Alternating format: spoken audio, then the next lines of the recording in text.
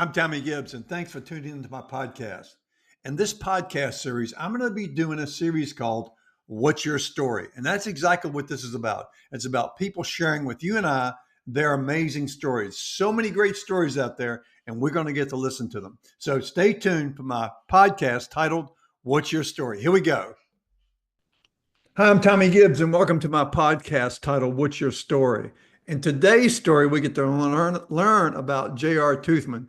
JR, say hello to the millions of people watching this podcast. Yeah, it's great to be on here, Tommy. I've been a long time admirer of your work and your expertise, particularly in the used car industry, and I'm just excited to be on here. Oh, you're very kind. JR, where's your dealership located? For everybody that doesn't know, JR is a Ford dealer. How many stores do you have? Two Ford dealerships currently.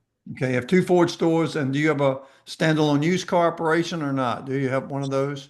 Just getting ready to launch that on March 1st, so we're excited about that as well. Okay, so tell everybody where you're located. A little town called Grafton, West Virginia. It's about 4,000 people. So just kind of, I don't want to say in the middle of nowhere, but it's kind of in the middle of nowhere. No, I've been there. It's in the middle of nowhere. Okay, we'll come back to that maybe in a little bit. So, JR, did you grow up there in Grafton? Are you from Grafton? Where are you from?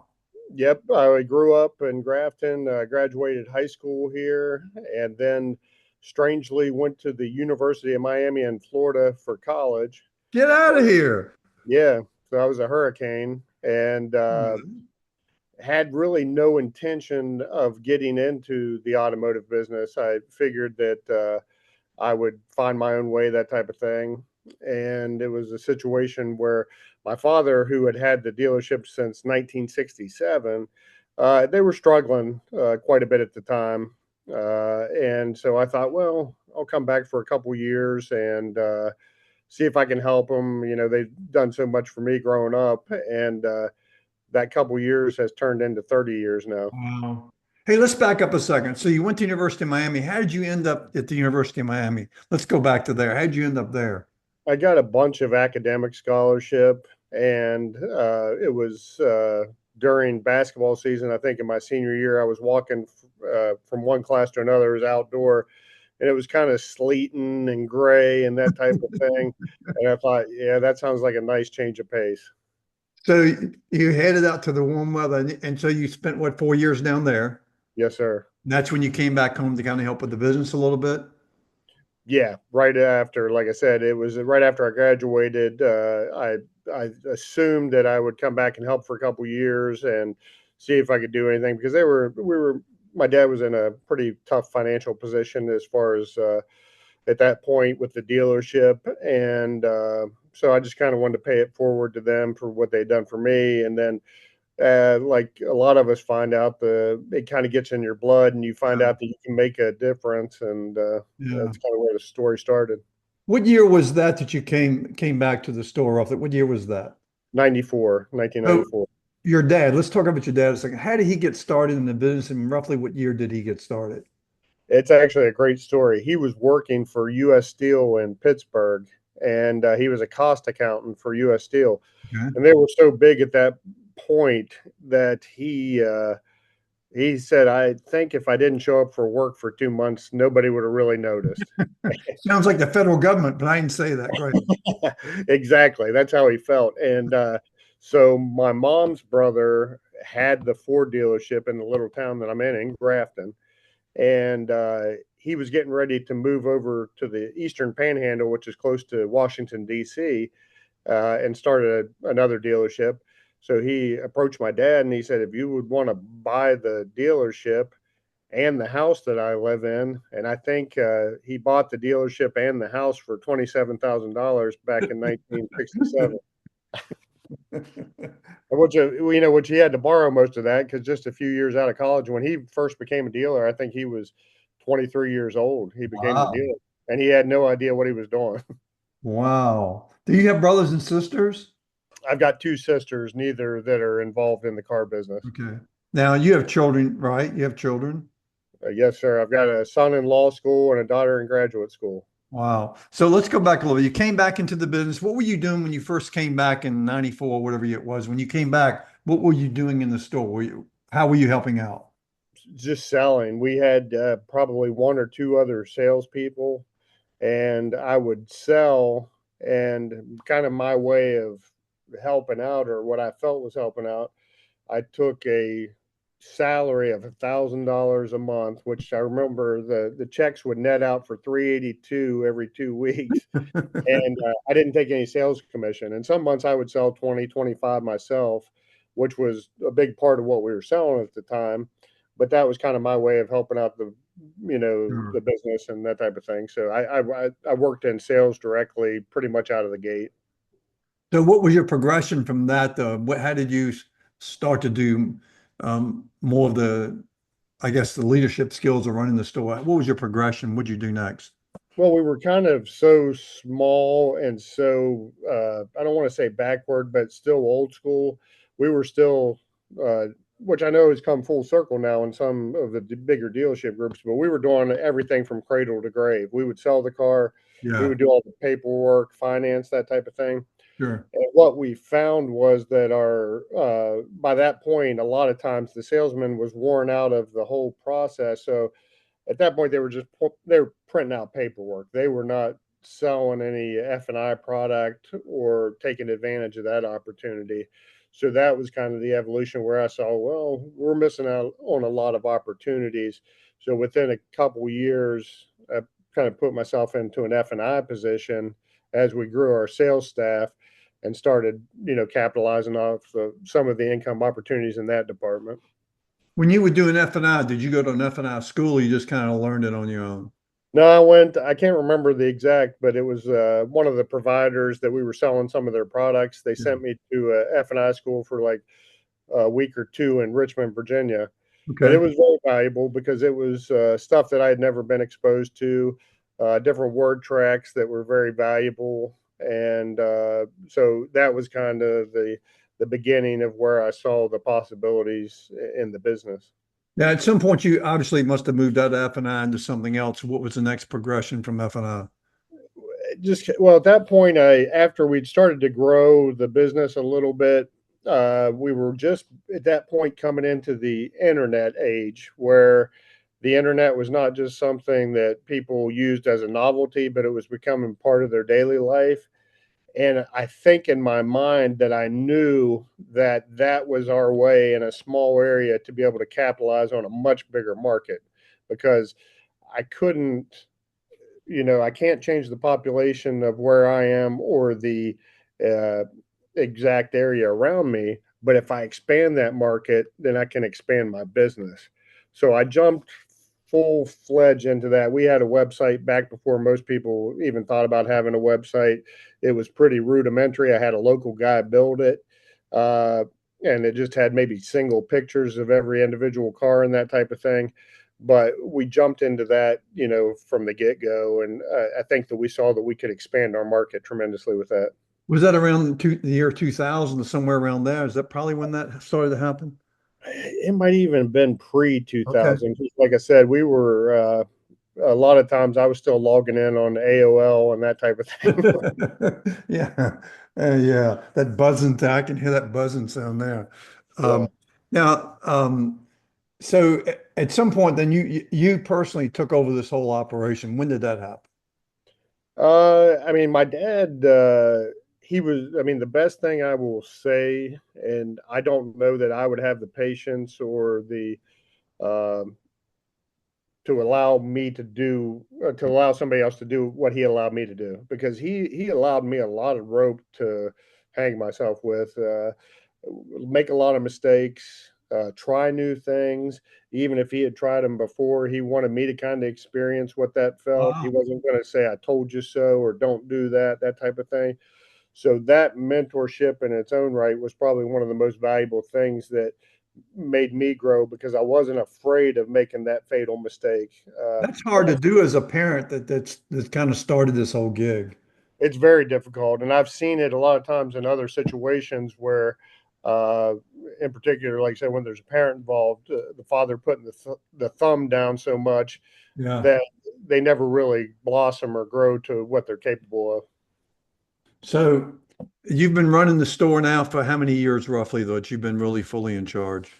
I mean, I guess about 25. Tell me about the when did you acquire the second store? The second. That's been recently within about the last 5 years. It was a situation where it's a little heavier population market. It was a direct competitor of ours, and by that time we had grown this store to consistently about 130 to 150, sometimes pushing 200 vehicles a month. And it was kind of one of those things. I knew we would cannibalize ourselves a little bit because we did a lot of business out of that market. Yeah. But at the same time, I felt like it was better to cannibalize than to compete against somebody else. JR, I don't think people can appreciate what you just said about in that 150 to 200 car range at that store. Because I mean, I know where it is, and it's Been here. it's just not a lot around it. I mean, it just didn't. And I realize the internet has changed the game, but you started to get people to drive out in kind of the countryside to get to or the mountainside, however you want to think about it, to get to your store. So it's pretty remarkable. The store that how are you structured now? Do you have a GM in each store? How do you manage that second store? The second store, I actually have a partner that we started off with a partner. It actually the opportunity to buy the dealership came to him. He didn't feel like he was fully equipped to do it by himself, so he involved me. And about this time last year, he was having some health concerns, and he kind of wanted to step away. Wow. So at that point, there was a general manager at another competitor that had done a great job. He was actually become a thorn in my side as far as competition. So Can't lick them, join them some kind of way, I guess. exactly. So we started, talking, and it kind of came together, and it's been great because he has shown me a lot. Because fixed operations was never my specialty. Because the quickest way for us to put cash in the bank and to make payroll and that type of thing was slinging used cars. So that's what I learned to do. I became fairly proficient at it, and so I neglected to go through some of the proper things to become better versed on some of the other departments. So I'm learning a lot from him even to this day right now. I know I asked you early and you told me, and a piece of it went in my head. I know you have a son and a daughter, and the son is in law school. Yes, sir. And what's your daughter doing? She's getting her graduate degree in like media communication, social media emphasis. Was she at the NADA convention with you? Yeah, she came Yeah. down with me. Okay, yeah, Yeah. yeah. I thought she was at that. Wasn't she at that meeting? I know I saw her somewhere. I don't remember where now. Yeah, she came to the meeting and helped out a little bit. Yeah. Do you think that either one of them are coming into the business? I really don't know. Maybe in some capacity. I think the one thing that I've tried to probably steer away from was encouraging them to do that, Mhm. because this business, like any business, I think, can be a beat down and takes a lot of sacrifices. So I want them to choose their own path. Sure. If they want to make those sacrifices, I want them to do it on their terms. Absolutely. Now, I know you're involved in some other things. What's this other venture that you've gotten involved in with with talk? uh, with John Ellis. Yeah. It's actually really exciting, and it kind of had the start of some of the successes that we've had here. And I started using John as a consultant because he's got an economic background. I listened to him on a show that you're frequently on, All Things Used Cars. Right. So I would listen intently every week to hear what he was kind of forecasting in the economic sphere. And I reached out to him. I said, "Hey, I'd like to do that with my team every week, and uh, that Ah, way we kind of have an idea. Everybody's on the same alignment. I'm not just making a unilateral decision that they don't understand." right. So that was great. And then he started seeing our numbers, and he was like, "How are you doing this?" He goes, I deal with a lot of groups, but we're not seeing it." So through that, we took a lot of both sides of this, his analysis from the economic side and the way that we sell used cars, and we put together this software platform that allows you to grow your revenue, not get over leveraged with too much inventory, but more importantly, don't be under leveraged, because I see it time and time again with guys in my 20 group. They'll be like at the 15th of the month and they'll be like, holy cow, we're off to a great start. We're going to have a tremendous month. Well, then their inventory falls off, Yeah. and so do their sales. Yeah. Yeah. So we Sounds like build we sounds like build a it's a great partnership already. It is. I mean, I'm very excited about it. I mean, I'm amazed. I'm not a software guy at all. I mean, I'm fascinated by it. I can kind of tell them from a dealer standpoint, hey, I think this is what would be valuable, what we could look at doing in the future that dealers would use and they would want to log into every day and really guide the path of their dealership. But the software people amaze me that they can actually bring it to fruition and make it happen, because Yeah. I'm just not a tech guy. I mean, I'm still fascinated, by a TV pops up when I turn the power button on. Yeah, I get that.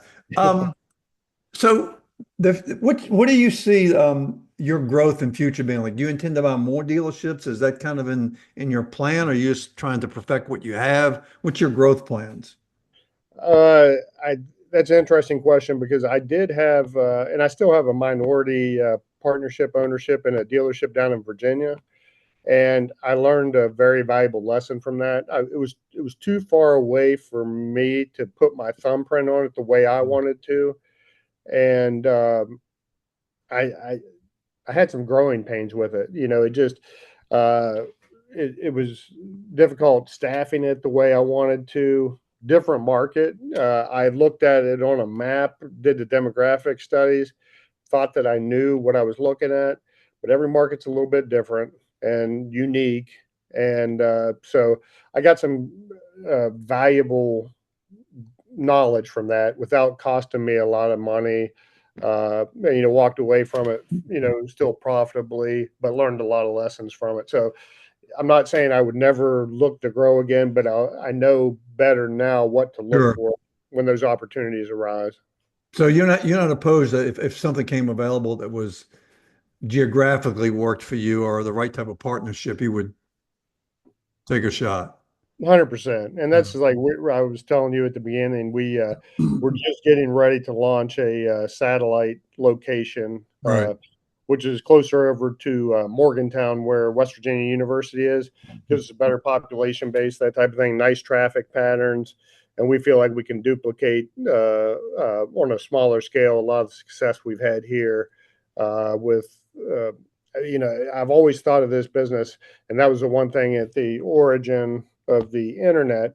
I thought, man, it's really tough to sell X amount of, a small volume of vehicles, and you got to make a big dollar amount on every one. Well, it better be a really clean vehicle, or it better be really unique, or that type of thing.